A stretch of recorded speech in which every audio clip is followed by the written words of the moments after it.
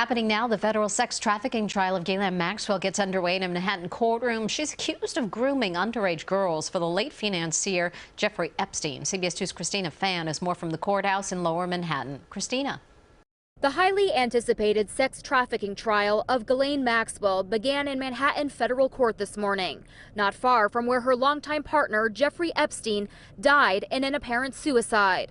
The judge spent the first half of day one finalizing the 12 members of the jury and 6 alternates before opening statements began. Maxwell faces 6 federal charges that could land her in prison for the rest of her life if convicted. Prosecutors are expected to paint the socialite as a key figure in recruiting and grooming a stream of underage girls as young as 14 for Jeffrey Epstein's alleged sex trafficking ring.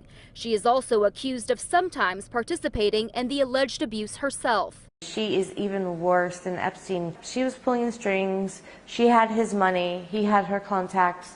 They made a great group that way. Virginia Giuffre isn't one of the 4 women expected to testify, but she says Maxwell recruited her in 2000. Maxwell insists she is innocent and has pleaded not guilty to all charges, maintaining she is being held unfairly and treated poorly while in detention since her arrest in July 2020.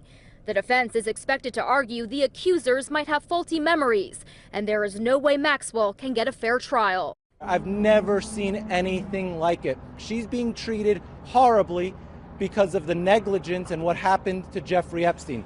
It is unclear if she will take the stand. Most defense lawyers would say that Ghislaine Maxwell, under no circumstances, should testify in this case.